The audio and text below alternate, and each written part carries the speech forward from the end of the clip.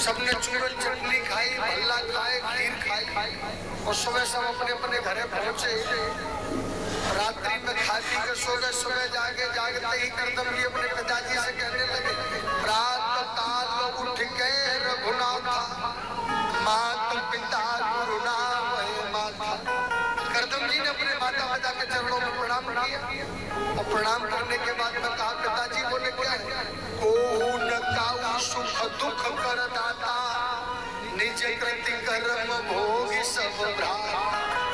कोई किसी का नहीं इस दुनिया में। पिताजी कहने लगे, नारद जी मिल गए? बोले हाँ सरकार, उनसे सत्संग हो गया। बोले पक्का पता है बाबा बनोगे? बोले पक्का।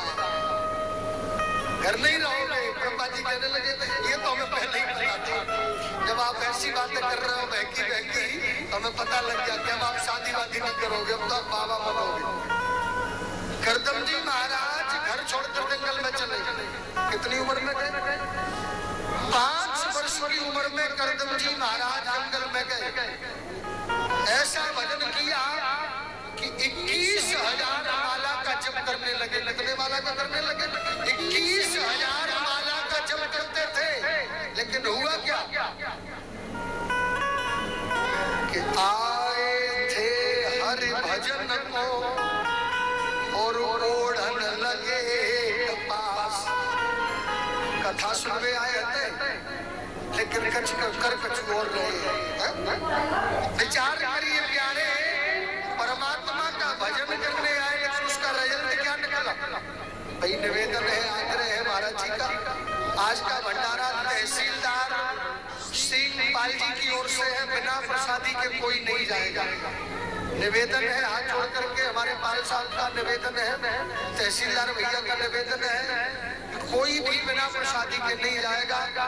ऐसा बारंबार आग्रह और निवेदन किया है पाल साहब ने, प्रसादी ना करी जाए।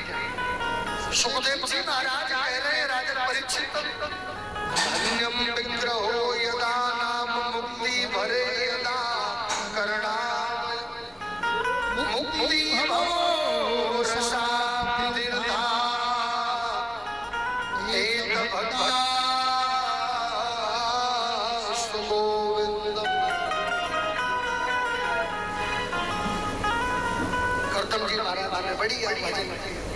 एक दिन जब 50 वर्ष के हो गए तो परीक्षित जी तब आंखें खुली। दुनिया के लोग शादी करते हैं, सुंदर पत्नी होती है, बच्चे होते हैं, तो हम कैसे पागल हैं कि भजन करने में लग गए। अब तो भैया दोबारा भजन करने लगे शादी के लिए। किसके लिए? शादी के लिए। भगवान आएंगे तो क्या मांगेंगे? बोले पत्नी। भजन करने लगे। भगवान ने इधर में स्वयं मनु महाराज की बिटिया देवहूति के साथ सगाई कर दी। भगवान प्रकट हुए, उनकी झांकी बाहर निकाली, करदम जी से कहा मांगो। करदम जी की आंखें खुली, भगवान सामने देखे, बोले कुछ नहीं चाहिए, मुक्ति चाहिए केवल, और कुछ नहीं। जीव के सामने जब परमात्मा आता है तो जीव सारे बंधनों को तोड़कर मुक्ति की ओर दौड़ता है। बोले भगवान बोले तो आप हमारी ना कर पाओगे, हमने आपकी सगाई कर दी। करदम जी बोले बिल्कुल नहीं करनी शादी। भगवान बोले हम तो सगाई करे हैं।